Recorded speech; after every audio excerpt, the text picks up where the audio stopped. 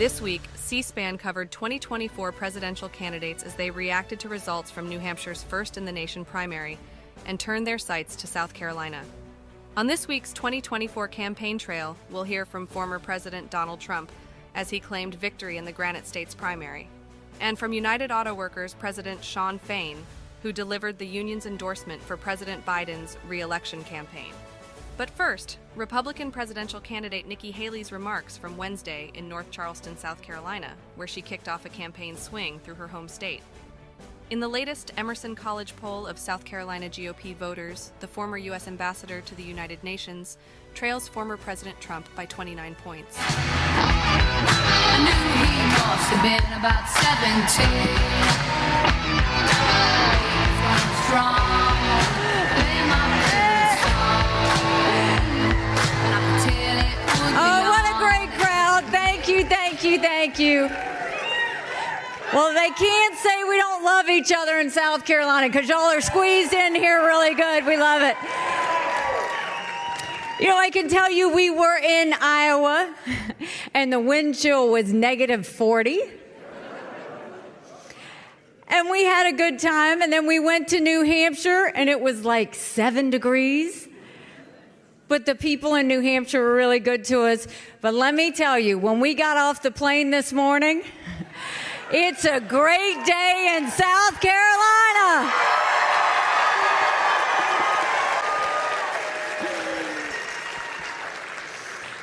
You know, we started this race. There were 14 people in the race.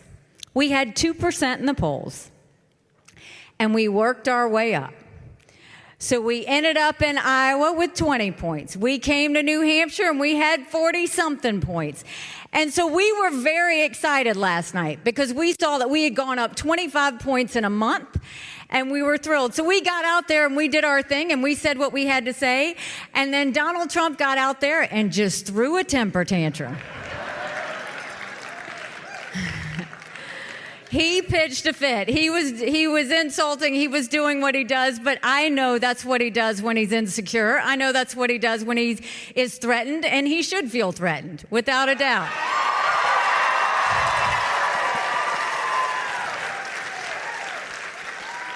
You know, it's interesting because a few days ago, he was going on and on about me. I mean, for a while.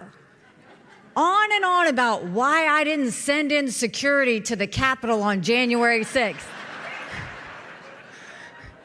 He said it over and over and over and over again. I mean, somebody's got to tell him I wasn't there on January 6th.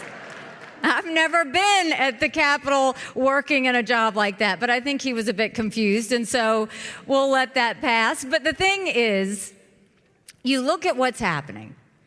And out of everything that he said in his rant, he didn't talk about the American people once. He talked about revenge. He didn't talk about the fact that we've got an economy in shambles and an inflation that's out of control. He didn't talk about the fact that we only have 31% of 8th graders in our country who are proficient in reading. He didn't talk about what we were going to do to get the lawlessness on the border under control. He didn't talk about what we were going to do to bring law and order back to our country. He didn't talk about what he was going to do to help all the wars that we're in and to keep us from going to war. He didn't talk about any of that.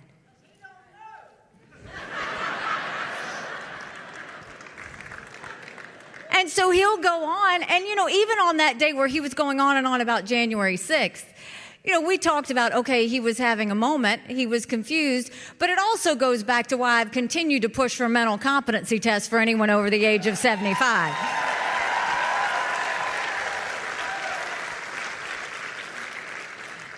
And so he got upset, and he said that he would take one, and he'd challenge me to one, and that he would beat me. Maybe he would, maybe he wouldn't. But what I said is, okay, well, if that's the case, then get on a debate stage and let's go.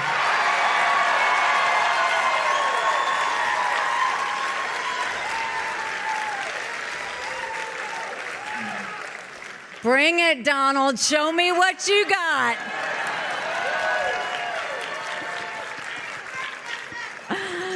You know, it's great to be here back in South Carolina, and we've been through so much together.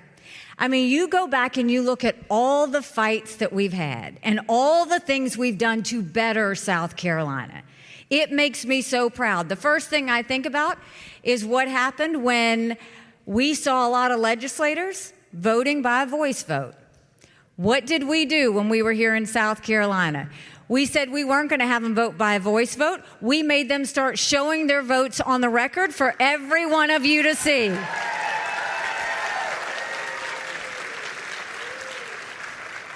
We passed laws that made them show you how they made their income and disclose all the money that they had so that you could see that.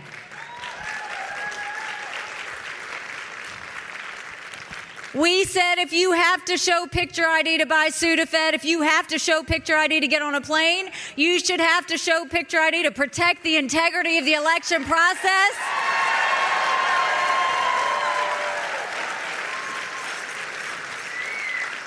We passed voter ID in South Carolina. We went on and passed the toughest illegal immigration law in the country. President Obama sued us and we won. We said no to Guantanamo Bay prisoners. We said no to Syrian refugees. We passed tort reform. We did pension reform. We cut taxes. We paid down our debt. And South Carolina was proud.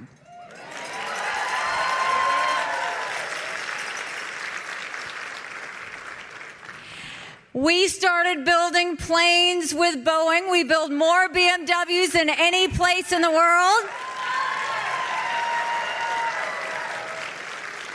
We brought in Mercedes-Benz. We brought in Volvo.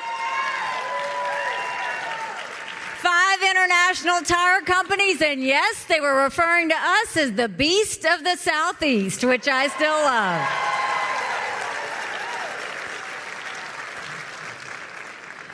We brought that 11% down to 4%. We were union busters and said, don't come into this state. We went a step further and we said that we were going to start making South Carolina work again. We opened up industry. We opened up business. We started getting our kids back on track. There were so many things that we did together. And when you think about all of that, just think about if we can translate that over. We didn't just do those things that you typically do.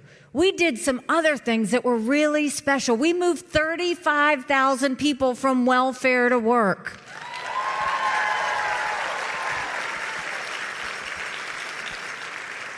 We put reforms in our prison system, and South Carolina now has the lowest recidivism rate in the country.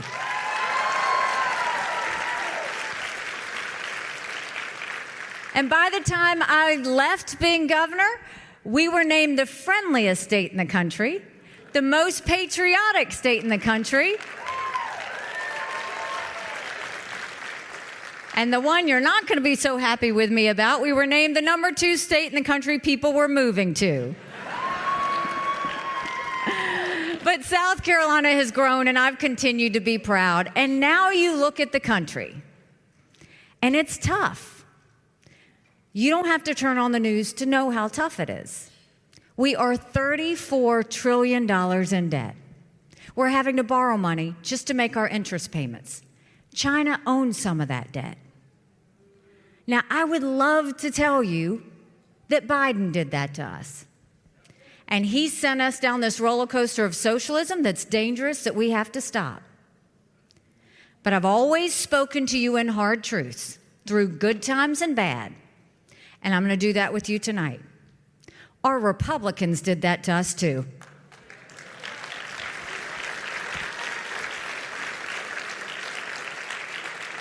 You go back and look at that $2.2 trillion COVID stimulus bill that they passed with no accountability. They expanded welfare that's now left us with 80 million Americans on Medicaid, 42 million Americans on food stamps. That's a third of our country. And did Republicans try and make it right? No. They doubled down and opened up earmarks for the first time in 10 years, passing through 7,000 of them last December. Want to know how they spent your money? $30 million on an honors college in Vermont. $10 million to tear down a hotel in Alaska, $7.5 million on a courthouse in Colorado, and the list goes on. In the 2024 appropriations budget, Republicans put in $7.4 billion worth of pet projects and earmarks. Democrats put in $2.8 billion. Now you tell me who the big spenders are. All while 1 in 6 American families can't pay their utility bill. 60% of Americans are living paycheck to paycheck. 50% of American families can't afford diapers. Homelessness is up 12%. 650,000 Americans are homeless. Something's got to give. There are very few people who understand the value of a dollar, but I do want to say I have one friend that I am proud that stands with me because he fights for your tax dollars every day. Ralph Norman, thank you, thank you, thank you.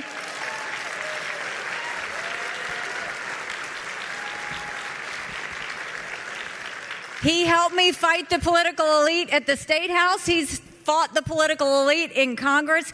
Ralph, keep fighting. I'm coming and we'll do it together.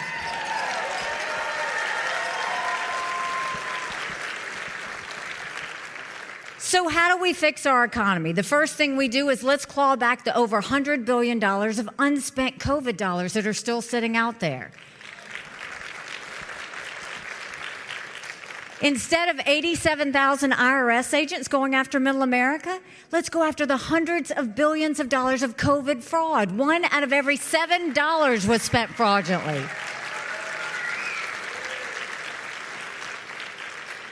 If 8% of our budget is interest, quit borrowing. Cut up the credit cards. You have to balance a budget every day. I had to balance a budget as governor. Why is Congress the only group that refuses to balance a budget?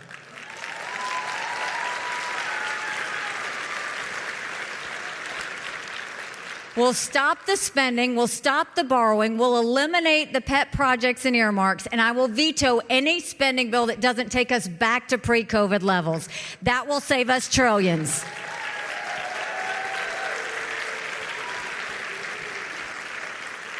And then we're going to reduce the size of the federal government. We're going to take as many federal programs as we can and send them down to the state level.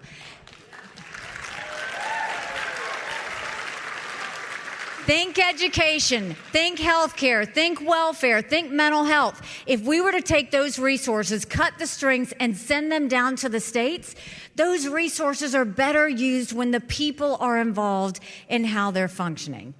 And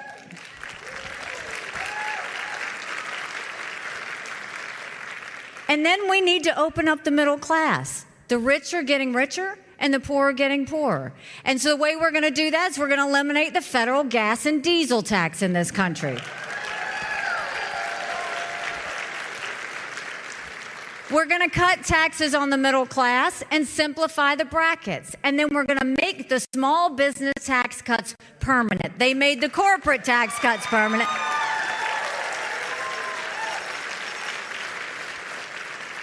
They took care of the corporations, but they didn't take care of the small businesses. When we make those permanent, that is showing what I have always believed. Small businesses are the heartbeat of our economy. We need to start acting like it.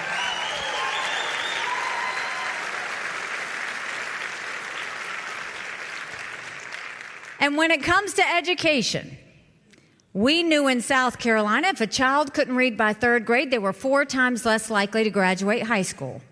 So instead of pushing them forward, we started holding them back. We brought in their parents. We did reading remediation, and we set them up for success.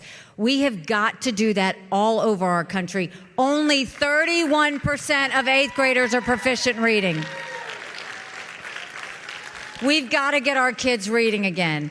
And then we need to make sure that no parent should ever wonder what's being said or taught to their child in the classroom. We need complete transparency in the classroom.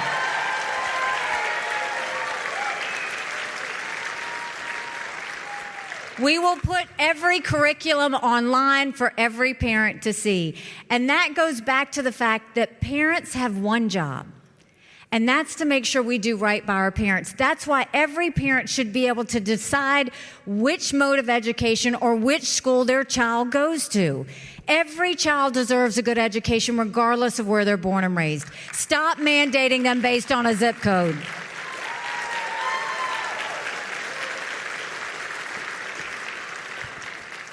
And then let's start building things across the country like we do in South Carolina by putting vocational classes back in the high schools.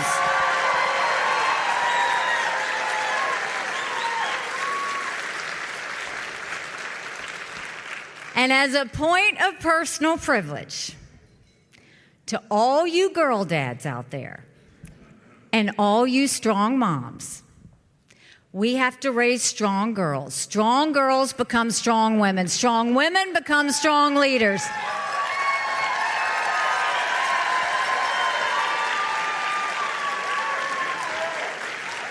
And none of that happens if you have biological boys playing in girls' sports. We've got to cut that out.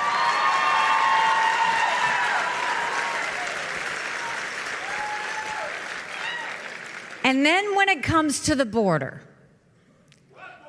right? It doesn't even look like the United States of America anymore. I can't believe our country would allow this to happen. 8 million illegal immigrants have come to that border. We had enough fentanyl cross that border last year that would kill every single American. Number one cause of death for adults 18 to 45, fentanyl. And don't think for a second China doesn't know what they're doing when they send it over. You know, in South Carolina, when we put the toughest illegal immigration law in the country, when Obama sued us over it, we fought and we won. We need to take what we did in South Carolina and we need to go national with it.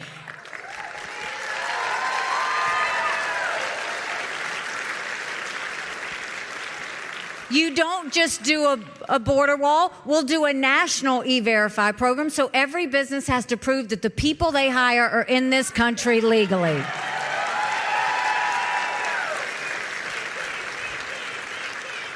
We will defund sanctuary cities once and for all. No more safe havens in America. We'll put 25,000 Border Patrol and ICE agents on the ground and let them do their job. We'll go back to the Remain in Mexico policy so that no one even steps foot on U.S. soil. And instead of catch and release, we'll go to catch and deport. That is how we will take care of the border.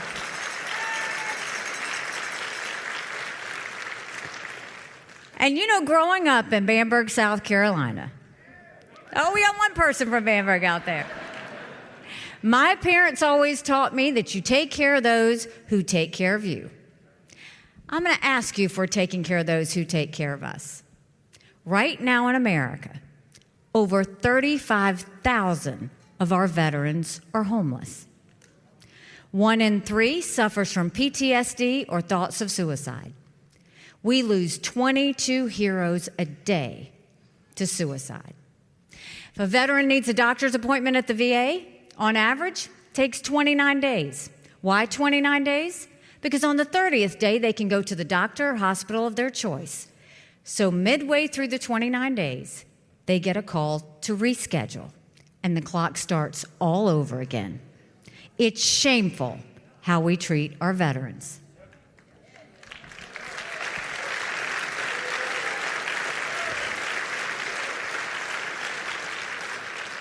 Now, you know I'm the proud wife of a combat veteran who served in Afghanistan.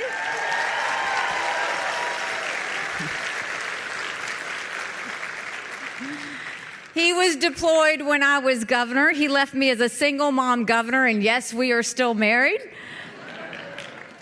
God bless him. But you know, when he came back home to us, that was a lot of prayers answered.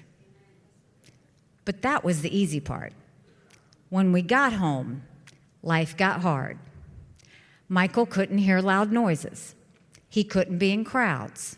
Life had passed him by for the year that he was gone, and the transition was tough. We can't just love our men and women when they're gone. We got to love them when they come back home, too.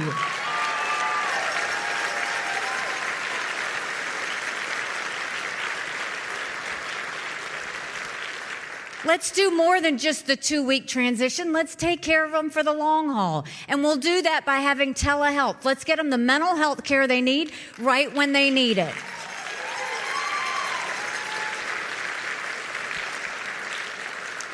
We'll let them go to the doctor or hospital of their choice. They've earned that right.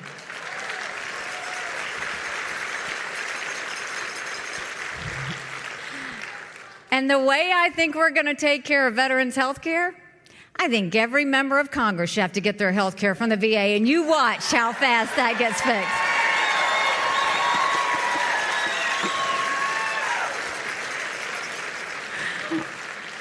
It'll be the best health care you've ever seen, guaranteed, if we do that. So we've talked about the domestic policies. Now let's talk about national security. The world is on fire, literally. You've got a war in Europe. You've got a war in the Middle East. You've got North Korea testing intercontinental ballistic missiles. You've got China on the march. But make no mistake, none of that would have happened had we not had that debacle in Afghanistan.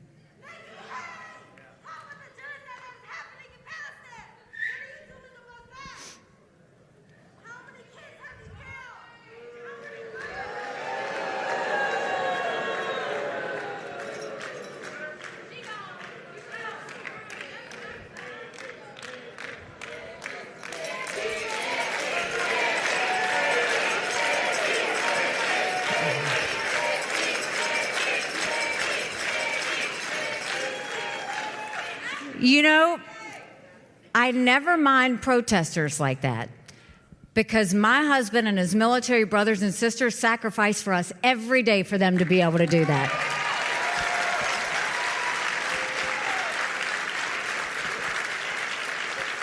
We are blessed to live in America. So the idea that Michael and his military brothers and sisters who served in Afghanistan had to watch us leave Bagram Air Force Base in the middle of the night without telling our allies who stood shoulder to shoulder with us for decades because we asked them to be there. Think about what that told our friends. More importantly, think about what that said to our enemies. We've got to start looking at foreign policy differently, right? I'll give you an example. When I was at the United Nations, and we moved the embassy from Tel Aviv to Jerusalem, we were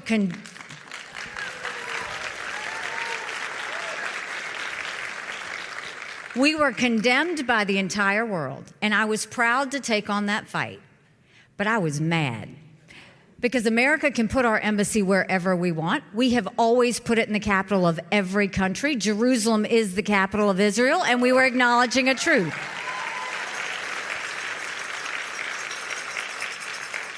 But I went to my office and I said, I want you to put a book together. I want you to list all 193 countries at the UN. I want the second column to be the percentage of times they voted with the U.S. and against the U.S. And I said, I want the third column to be how much foreign aid we give them. I took that book and I gave it to President Trump. He lost his mind. He's flipping pages, he's yelling out countries, and I said, look, I'm not saying we give foreign aid based on a percentage vote at the UN, but that should be one of the things we look at. Quit trying to buy friends. Quit trying to pay off enemies.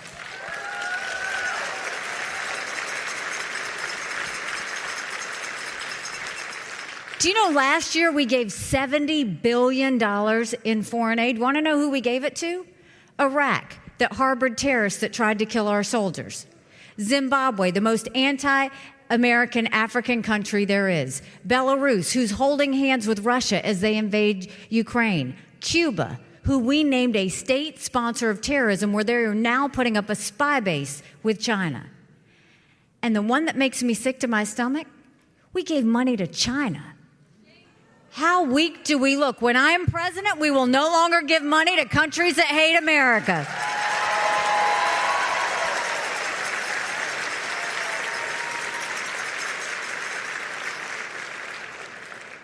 And when it comes to our biggest national security threat, we have to start taking China head on. China's been planning war with us for years. And that's not me exaggerating. They're already here. They've already infiltrated our country. They have 400,000 acres of U.S. soil, most recently near Grand Forks Air Force Base, where our most sensitive drone technology is. They've put millions of dollars into our universities, stealing our research, spreading Chinese propaganda. Everybody was upset about the Chinese spy balloon, right? I mean, we have beautiful beaches, but that is not why that spy balloon went over there.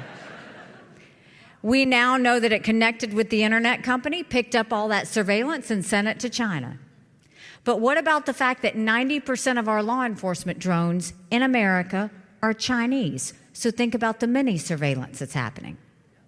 There are Chinese police stations throughout our country. We've got a Chinese spy base that just went off our shores in Cuba.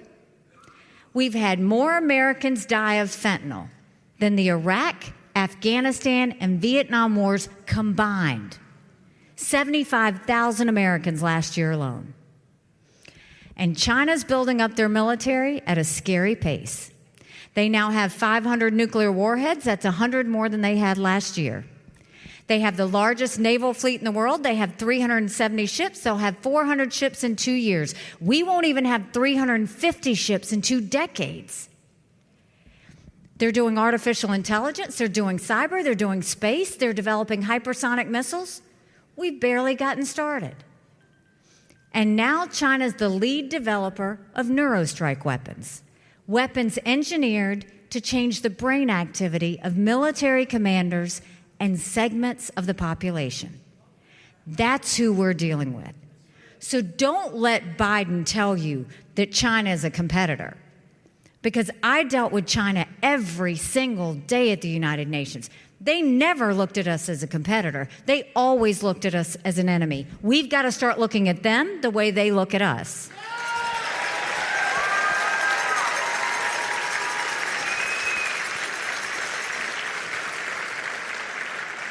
And the way we do that is we stop selling them any U.S. soil, and we take back the land they've already purchased.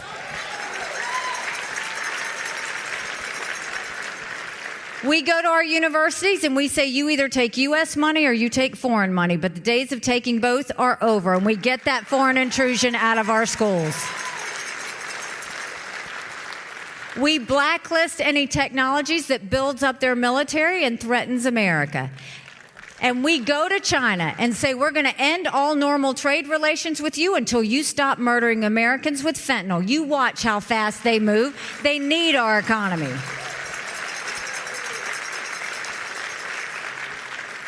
And then we build up our military.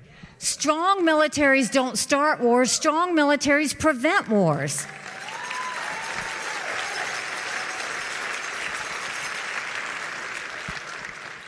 And the way you build up a strong military is not by throwing a lot of money at it. You actually clean it up. You get rid of the bureaucracy. You get rid of the red tape. You make sure they stop playing favorites with defense contractors. And instead, what you do is you modernize. Right now, we've got too many generals focused on wars of the past, land, air, and sea. They need to be looking at the threats of the future: artificial intelligence, space, cyber, hypersonic missiles, submarines. Those are the things we're going to need for the future.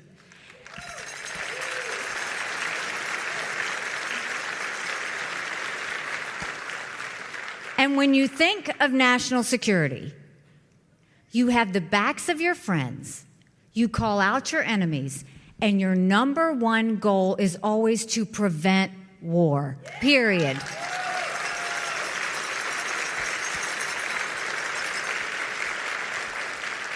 So we know what we need to do domestically, we know what we need to do with national security, but now we've got to acknowledge some hard truths to get that to happen. Republicans have lost the last 7 out of 8 popular votes for president. That is nothing to be proud of. We should want to win the majority of Americans.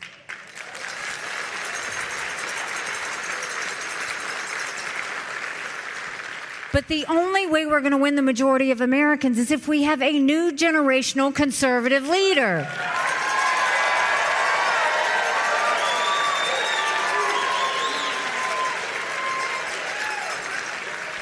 We have to leave the negativity and the baggage behind and focus on the solutions of the future. Now, here's another hard truth. I voted for Donald Trump twice.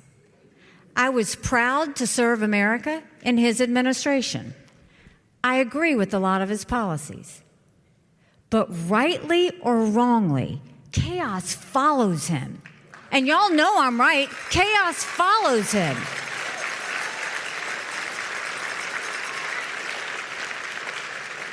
And we can't have a country in disarray and a world on fire and go through 4 more years of chaos. We won't survive it.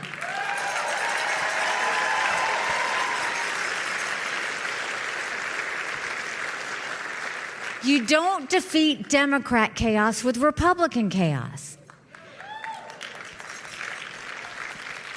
And the other hard truth is, you can't fix anything if you don't win in November.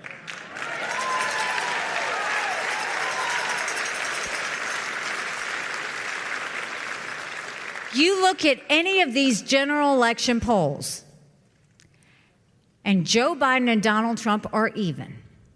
We're going to see the same thing we saw in 2018, in 2020, in 2022.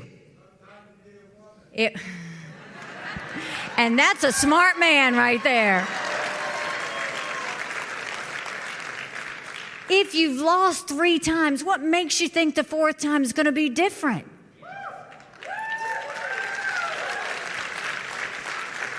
Now, I'm in every one of those same general election polls, and I defeat Biden by up to 17 points.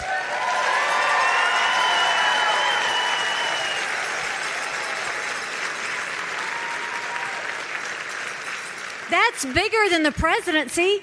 That's governorships. That's House. That's Senate. That's all the way down to the school board.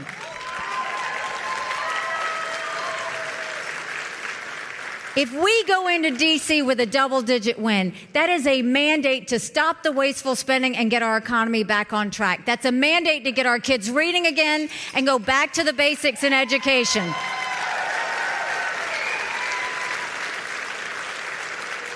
That's a mandate to secure our borders with no more excuses. That's a mandate to have law and order back in our country, and that's a mandate for a strong America that we can be proud of. Don't you want that?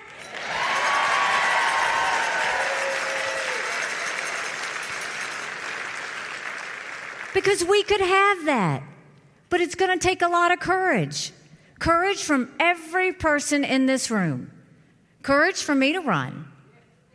And courage for every one of you to know, don't complain about what happens in a general election if you don't play in this primary. It matters.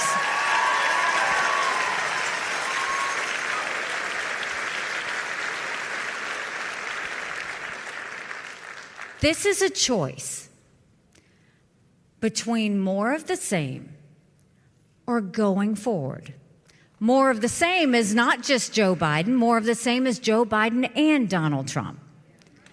70% of Americans have said they don't want another Donald Trump-Joe Biden rematch.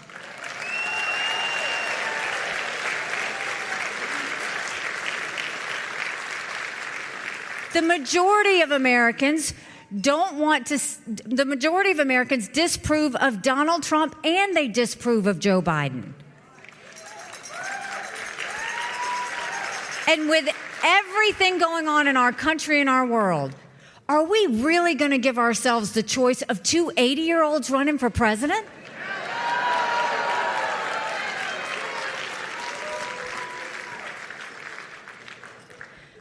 Now, I have talked about mental competency tests for over the age of 75.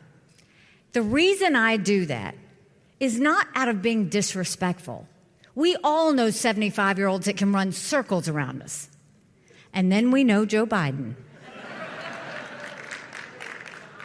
We need to know that we've got people at the top of their game. These are people making decisions on our national security. These are people making decisions on the future of our economy. We've got to be smart about this. And both of those men have put us trillions of dollars in debt. Everybody talks about the economy that Donald Trump gave us. It was pretty good, right? But at what cost? He put us $8 trillion in debt in just 4 years. Our kids are never going to forgive them for that.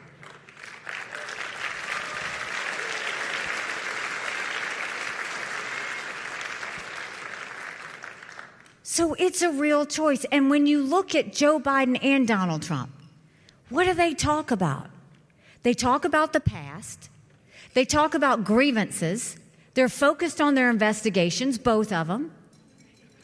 We don't have time for that chaos. We just don't.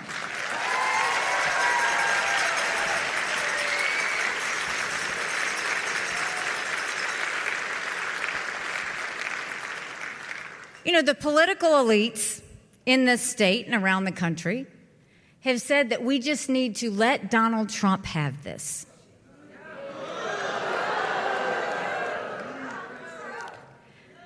Listen, we've only had 2 states that have voted. We got 48 more that deserve to vote.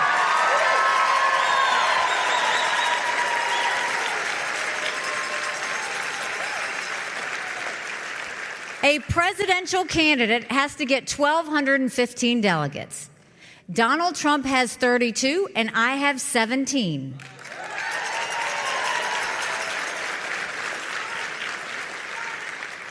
So we are not going to sit there and just give up.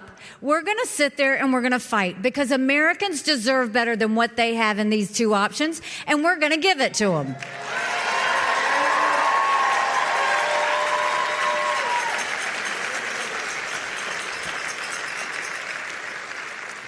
You know, 6 months ago, I dropped my husband Michael off at 4 a.m. for another year-long deployment.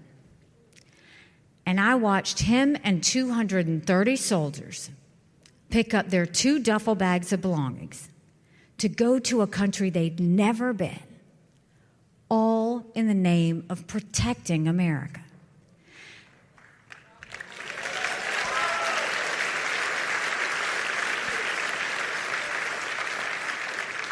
They're willing to sacrifice their lives and their families because they still believe in this amazing experiment that is America. So if they're willing to fight for us there, shouldn't we be willing to fight for America here?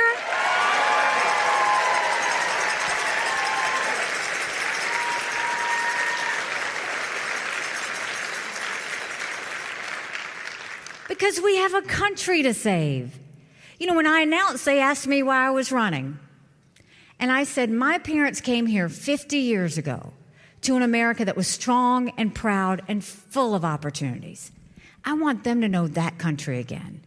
I'm doing this for Michael and his military brothers and sisters because they need to know their sacrifice matters. They need to know that we love our country.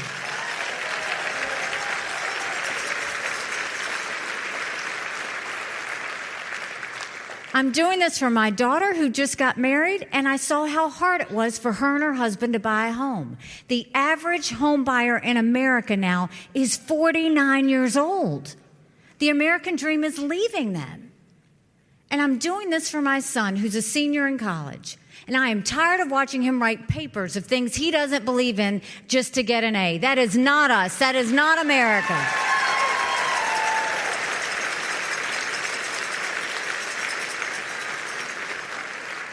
And for the first time, 81% of Americans don't think their kids are going to live as good of a life as we did.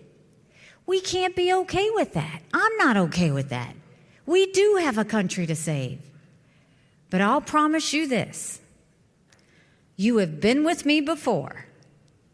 If you will join with me again, one last time, if you will go tell 10 people that we need them a month from today to vote in that primary, if you will go get your yard sign and go to NikkiHaley.com, do you know, by the way, that we have raised $1 million since I gave that speech last night online in small dollars?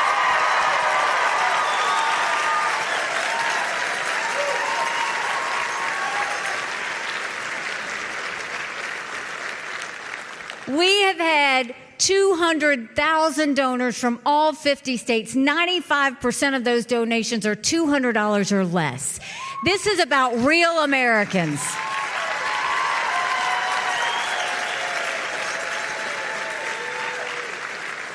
So if you join with me, if you join this movement, if you join us in this fight, I promise you, I will do exactly what I did for you when I was governor of South Carolina, and I will spend every single day trying to make you proud. Thank you very much, Charleston. God bless you. Thank you so much. Thank you. President Biden's reelection campaign was out this week with a new ad showing in South Carolina and other states taking aim at former President Trump over a mix-up he made recently, confusing his Republican rival Nikki Haley with former House Speaker Nancy Pelosi. Next, a look at that ad, plus ads from the Trump and Haley campaigns that are playing in South Carolina right now. Last night, Trump is at a rally. You know, Nikki Haley, And he's going on and on mentioning me multiple times as to why I didn't handle January 6th better. Nikki Haley is in charge of security. We offered her 10,000 people. They don't want to talk about that. I wasn't in office then. They're saying he got confused. You have voter ID to buy a loaf of bread. You have ID to buy a loaf of bread. What?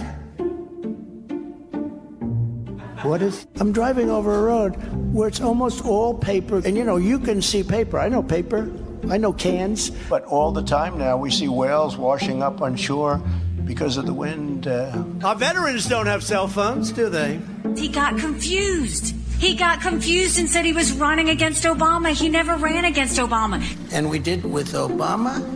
We won an election that everyone said couldn't be won. Obama he doesn't want to talk about it. Well, you mean President Biden. So, Don't put our country at risk like this. I'm Joe Biden, and I approve this message. Americans were promised a secure retirement. Nikki Haley's plan ends that. Social Security, Medicare, how would you manage the entitlements? We say the rules have changed. We changed retirement age to reflect life expectancy. What we do know is 65 is way too low, and we need to increase that. Haley's plan cuts Social Security benefits for 82% of Americans.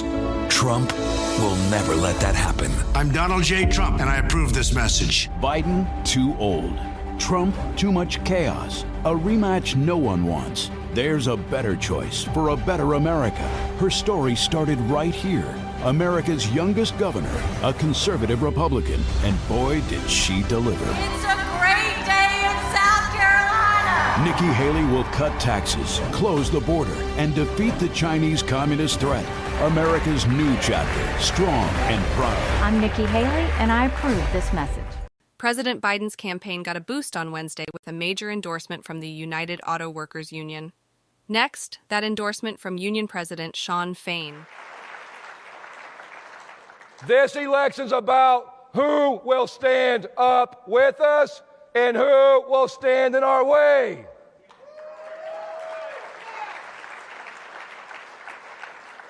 Those are the questions that will win or lose this election and will decide our fate.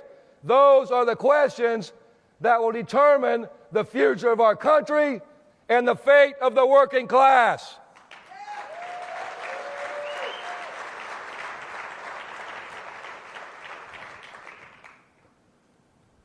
When I first came into office, we made some headlines by saying that our endorsements would be earned, not freely given.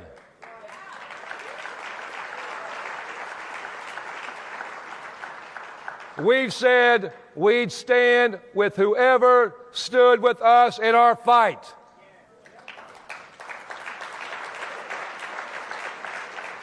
Not because somebody was nice to us and we want to be nice to them, but because we need to know who's going to put up and who's going to shut up.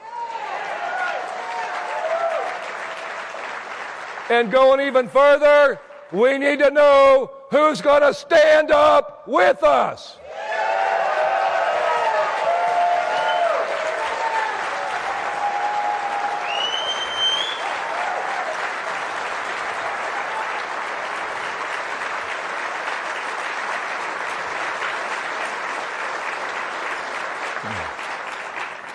And this choice is clear. Joe Biden bet on the American worker, while Donald Trump blamed the American worker.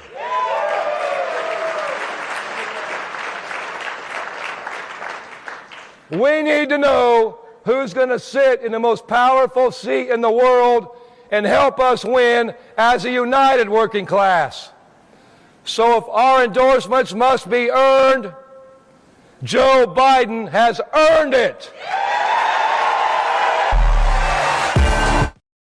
Next, a look back at former President Donald Trump's remarks from Nashua, New Hampshire on Tuesday after he won the Granite State's first-in-the-nation primary. Thank you, everybody. Thank you. Whoa.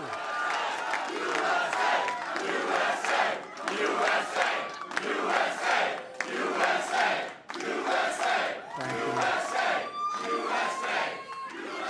Well, I want to thank everybody. This is a fantastic state. This is a great, great state. You know, we won New Hampshire 3 times now. Three. We win it every time. We win the primary, we win the generals, we've won it, and it's a very, very special place to me. It's very important. If you remember, in 2016, we came here and we needed that win, and we won by 21 points, and it was great. And today, I have to tell you, it was very interesting because I said, wow, what a great victory. But then somebody ran up to the stage all dressed up nicely when it was at 7, but now I just walked up and it's at 14. But she ran up when it was 7, and, you know, we have to do what's good for our party. And she was up, and I said, wow, she's doing like a speech like she won.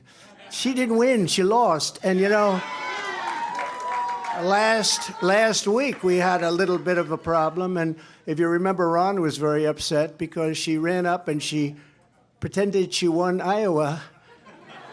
And I looked around, I said, didn't she come in 3rd? Yeah, she came in 3rd.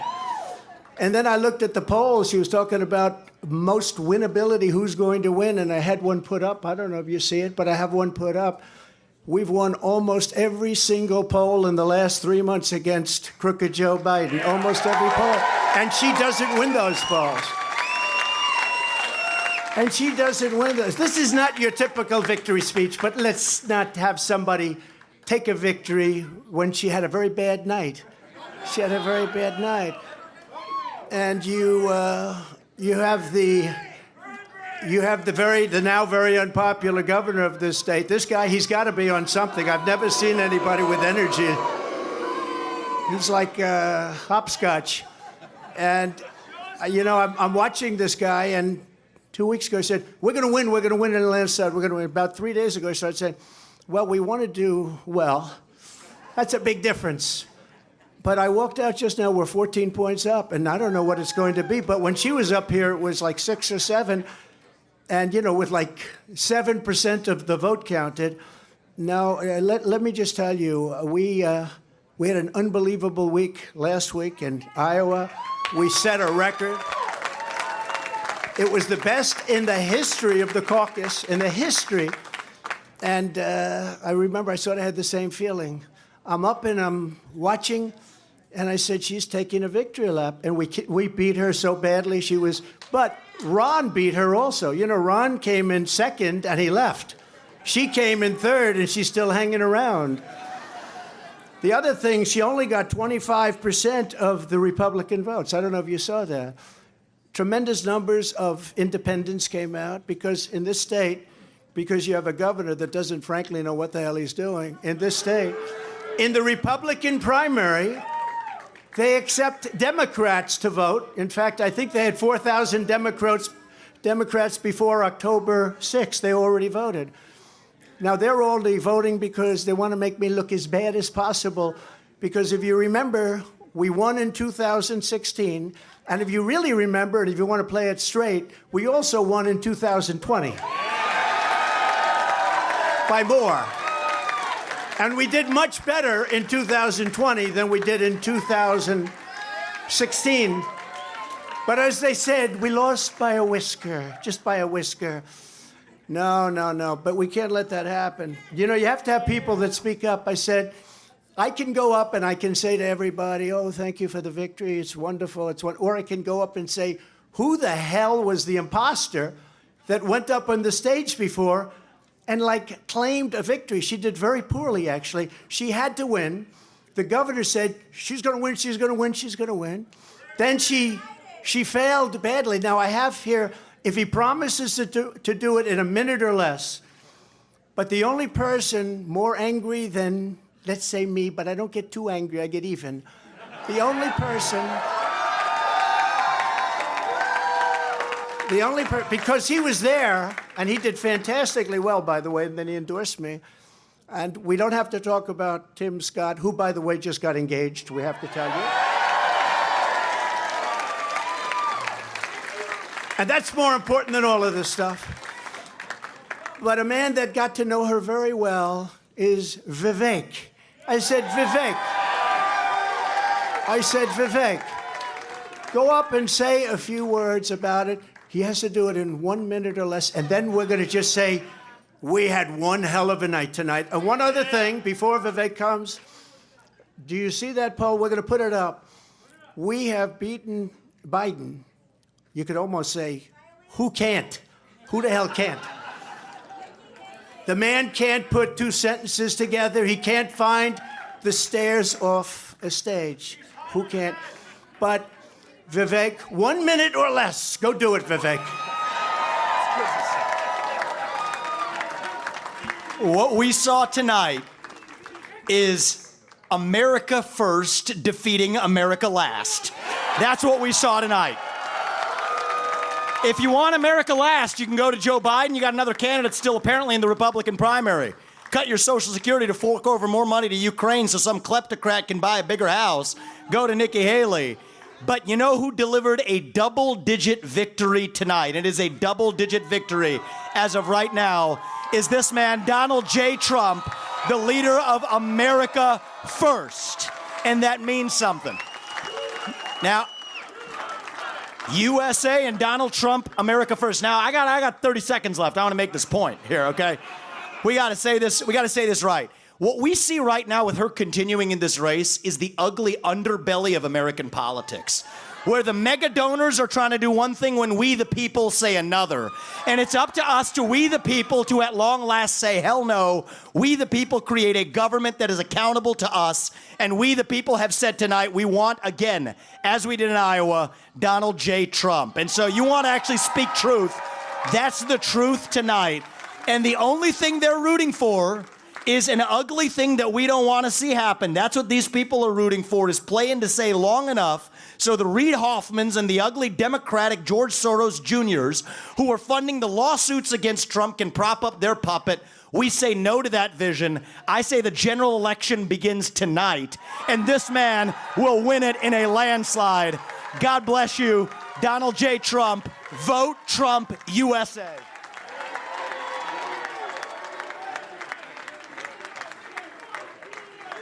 Very nice. Wasn't that nice? So this was a great evening, and I want to thank everybody in the audience, and I want to thank the people that are standing behind me. You know, I think we called it right. Immigration's a big deal, a very big deal. We have millions and millions of people flowing into our country illegally. We have no idea who the hell they are. They come from prisons, and they come from mental institutions, and it's just killing our country. And I'm talking about millions and millions and millions. They are drug dealers, they're everybody. And they come in just like walking right through. There's nobody to check, and there's nobody to vet. And we have a man with us tonight, Tom Homan, who is central casting. He's central casting.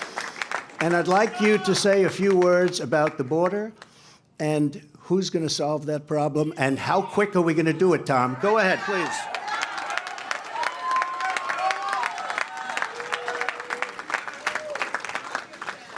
Look, I worked for 6 presidents, not Ronald Reagan, and every president I ever worked for did something to secure the border. But no one did more than President Trump, the most secure border in my lifetime.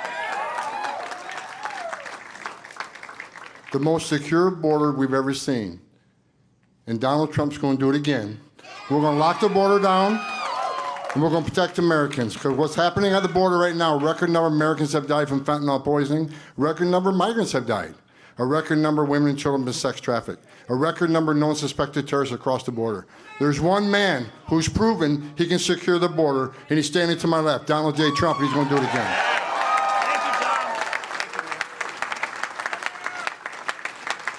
Thank you very much, Shawn. So this is an evening that I will not forget because it's the third time, but more importantly, I think it's going to be the most important time. We won both. It was, I think somebody said if you win both, they've never had a loser. Let me put it that way. When you win Iowa and you win New Hampshire, they've never had a loss. There's never been. So we're not going to be the first, I can tell you. And I just do want to reiterate the polls. We're way up on everybody. We're way up on Biden.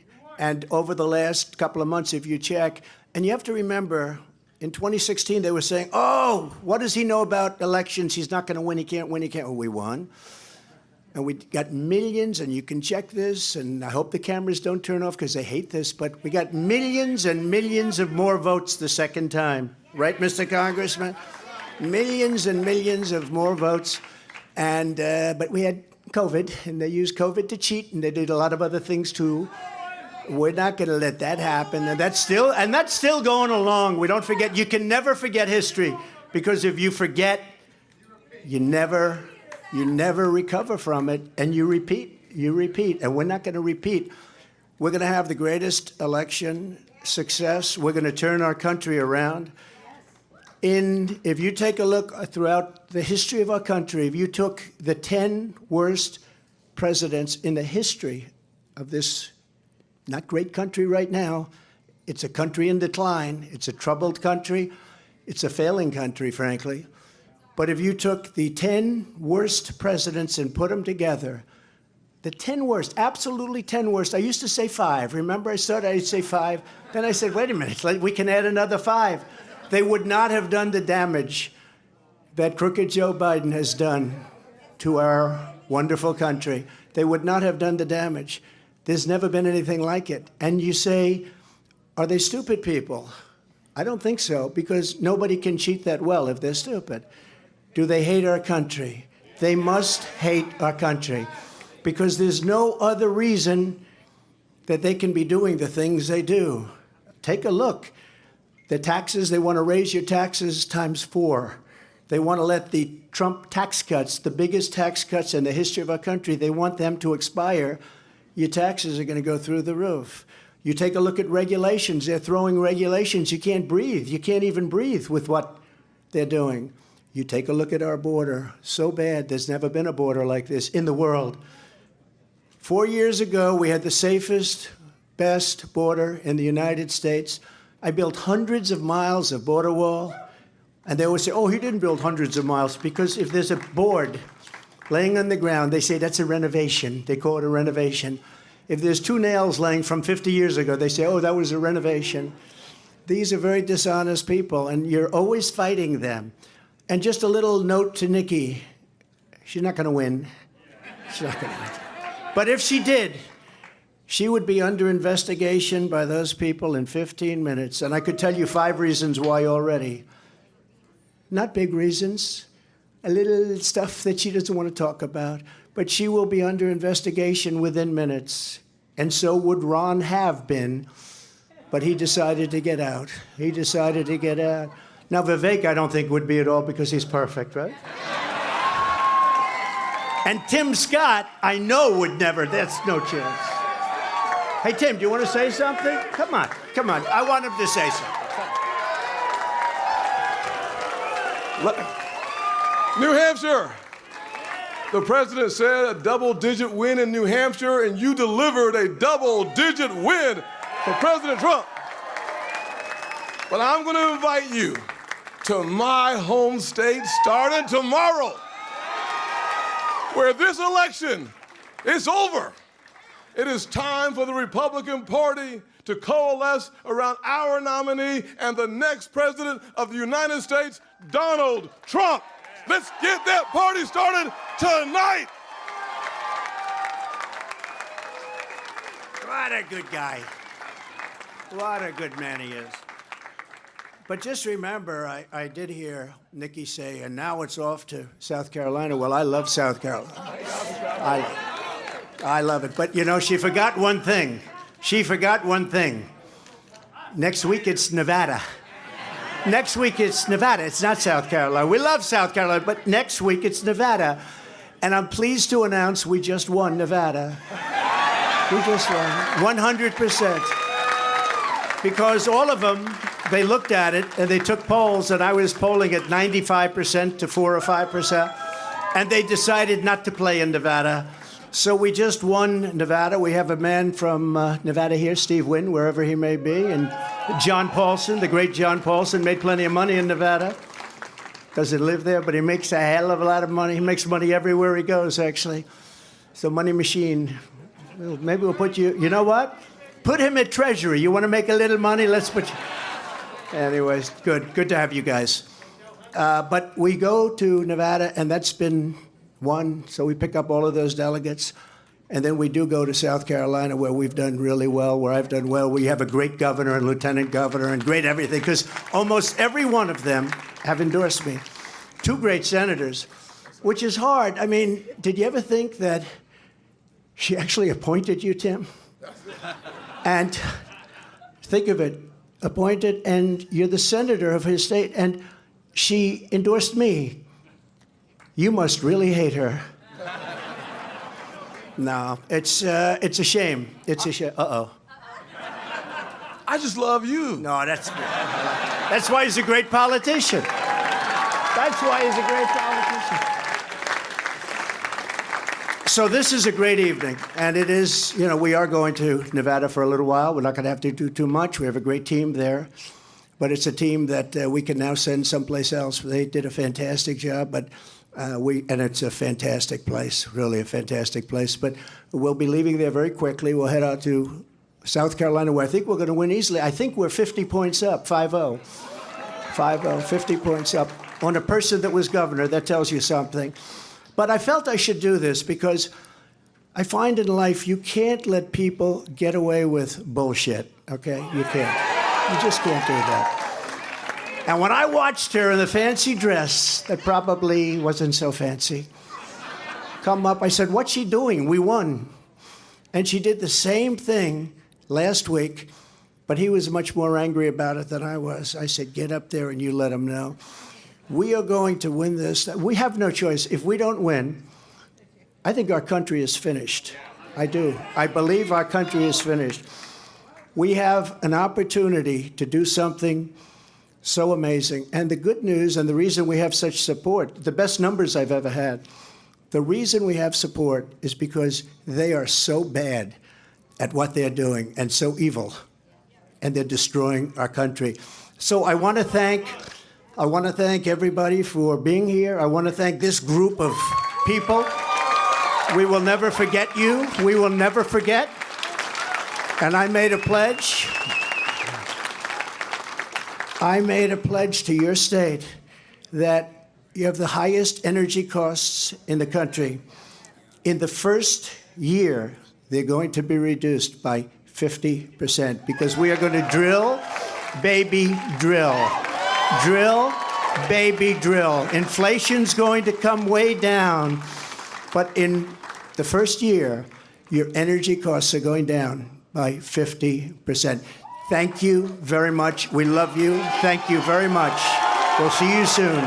We'll see you on the trail. And thank you, everybody. Thank you very much. We will see you on the trail. Thanks. A reminder, this program and all of C-SPAN's campaign 2024 coverage can be found online at cspan.org/campaign.